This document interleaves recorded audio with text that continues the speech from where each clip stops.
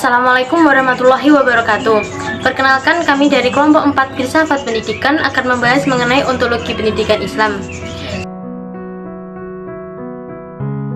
Saya sendiri, yaitu Nabila Yesya Tafiani, akan menjelaskan tentang pengertian dan karakteristik ontologi pendidikan Islam. Ontologi sendiri membahas tentang apa objek yang dikaji, bagaimana wujudnya yang hakiki, dan hubungannya dengan daya pikir. Dalam kajian filsafat, ontologi oleh para ahli diartikan sebagai salah satu cabang filsafat yang menyelidiki dan mempelajari mengenai hakikat yang ada dari sesuatu yang ada dan berkeberadaan. Secara ontologis, pendidikan Islam merupakan perwujudan dari keberadaan manusia sebagai makhluk yang berpikir, yang merasakan, mengindra, dan juga bertindak.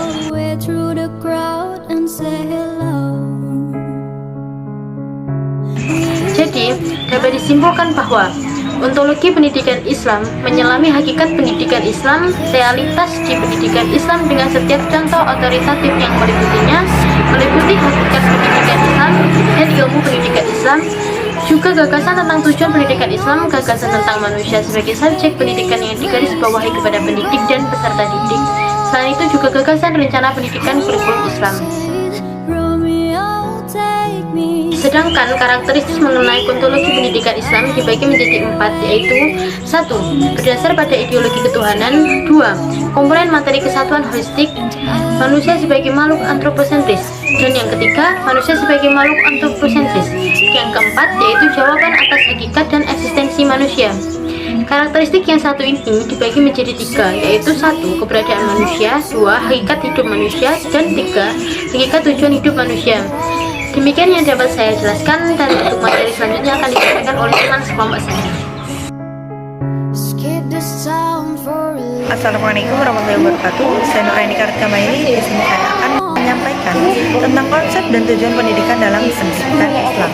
Pendidikan Islam itu sendiri bertugas untuk menanamkan dalam pribadi nilai-nilai Islam, juga mengembangkan anak didik agar mampu melakukan pengamalan nilai-nilai itu secara dinamis, fleksibel, dalam batas-batas konfigurasi idealis.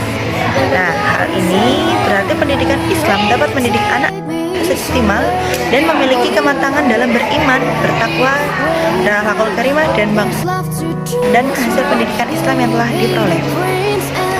Tujuan pendidikan Islam dapat mengarahkan anak didik untuk ke jalan yang benar, bukan untuk ke jalan yang negatif. Tujuan pendidikan Islam itu sendiri dibagi menjadi 2. Ini ada tujuan umum dan ada juga tujuan khusus. Mari kita bahas tujuan umum dari pendidikan Islam itu sendiri. Tujuan umum dari pendidikan Islam yaitu berkaitan dengan individu, mencakup perubahan yang berupa pengetahuan, tingkah laku, jasmani, rohani, dan kemampuan-kemampuan yang harus dimiliki untuk hidup di dunia dan di akhirat, dan bertujuan yang berkaitan dengan masyarakat, mencakup tingkah laku masyarakat, tingkah laku individu dalam bermasyarakat, perubahan kehidupan masyarakat, memperkaya pengalaman masyarakat. Nah, begitu pula tujuan profesional yang berkaitan dengan pendidikan dan pengajaran sebagai ilmu, sebagai seni, sebagai profesi, dan sebagai kegiatan masyarakat. Nah, itu tujuan umum dari pendidikan Islam adalah untuk mencapai suatu keinginan yang hendak dicapai dalam suatu ajaran Islam.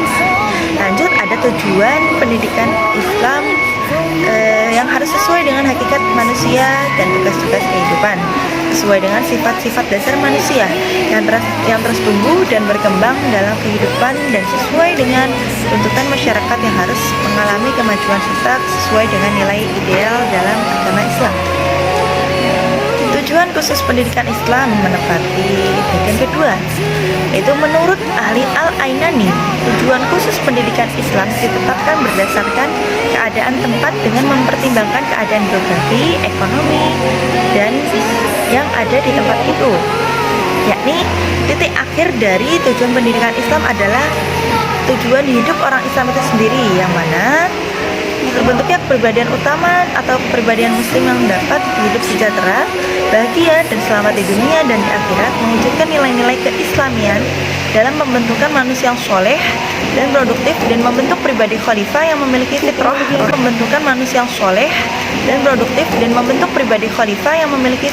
rohani dan jasmani serta kemauan yang berakal bebas dan kedudukan sebagai khalifah di muka bumi ini serta dapat beriman bertakwa kepada Allah Subhanahu wa taala.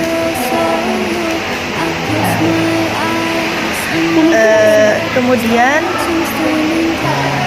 inti dari tujuan pendidikan Islam dalam dimensi aksiologi yaitu mengantarkan peserta didik agar dapat menjalankan kehidupan yang lebih baik dan bahagia, baik kehidupan di akhirat maupun di dunia.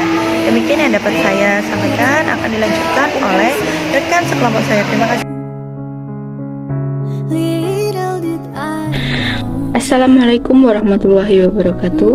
Perkenalkan, nama saya Putri Wahyuningsih. Saya akan melanjutkan presentasi yang dijelaskan oleh kelompok kami. Di sini saya akan membahas tentang hakikat manusia dalam pendidikan Islam. Manusia dalam pandangan Al-Quran adalah makhluk unik atau luar biasa lantaran kedudukannya sebagai khalifah. Sebagaimana penyusun sebutkan pada pembahasan sebelumnya, manusia mempunyai fitrah yang baik, kemampuan berkehendak, badan raga, ruh dan akal. Dengan demikian, pendidikan harus mengembangkan atribut-atribut manusia tersebut. Muhammad Nasir Budiman, setidaknya ada 4 dampak edukatifnya, yaitu sebagai berikut. 1. Manusia mempunyai potensi dan sumber daya manusia. Allah telah memberikan akal, santun, dan lain sebagainya. Di samping itu, Allah juga memberikan pendengaran, penglihatan, serta alat gerak dan perasa. 2. Manusia diberikan kebebasan berpikir. Dalam berpikir terhadap segala sesuatu, sehingga mereka dapat mencari sendiri, menggali, mendalami, dan menganalisis atau mensistensiskan pergulatan pikirannya, terutama tentang kejadian dirinya sendiri. Yang ketiga, manusia berkewajiban mempertanggungjawabkan atas segala usaha dan hasil dari proses berpikirnya.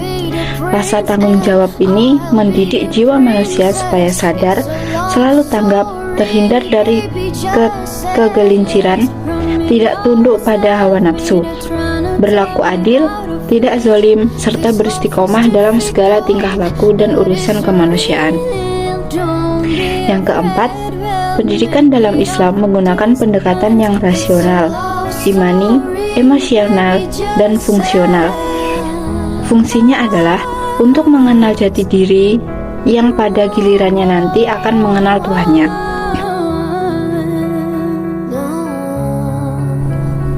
Kemudian pembahasan yang selanjutnya yaitu tentang kurikulum dalam pendidikan Islam. Kurikulum merupakan salah satu komponen yang sangat menentukan dalam suatu sistem pendidikan, karena kurikulum merupakan alat untuk mencapai tujuan pendidikan dan sekaligus sebagai pedoman dan pelaksanaan pengajaran pada suatu jenis dan tingkat pendidikan. Keberadaan kurikulum dalam pendidikan Islam sebagai alat untuk mendidik generasi muda dengan baik dan menolong mereka untuk membuka dan mengembangkan kesedihan-kesedihannya, bakat-bakat, kekuatan, dan keterampilan mereka yang bermacam-macam, dan menyikapi mereka dengan baik untuk menjalankan hak dan kewajibannya, memikul tanggung jawab terhadap diri, keluarga, masyarakat, bangsa, dan turut serta secara aktif untuk memajukan masyarakat dan bangsanya. Dengan demikian, kurikulum hanya sebatas sarana untuk mendidik generasi muda dengan segala potensi yang dimilikinya, sehingga mampu memikul tanggung jawab bagi dirinya, keluarga, masyarakat, maupun bangsa. Kurikulum mempunyai peran penting dalam upaya untuk mencapai tujuan pendidikan. Apalagi itu tujuan pendidikan Islam yang begitu kompleks. Seorang peserta didik tidak hanya memiliki kemampuan secara efektif, kognitif maupun psikomotor, tetapi dalam dirinya harus tertanam sikap dan pribadi yang berakhlak karimah, yang selalu berlandaskan pada tauhid atau mengesahkan Allah dan beribadah kepada Allah. Sekian penjelasan materi dari saya. Ada kurang lebihnya saya mohon maaf. Assalamualaikum warahmatullahi wabarakatuh. Take me somewhere we can be alone. I'll be waiting. All there's left to do is run you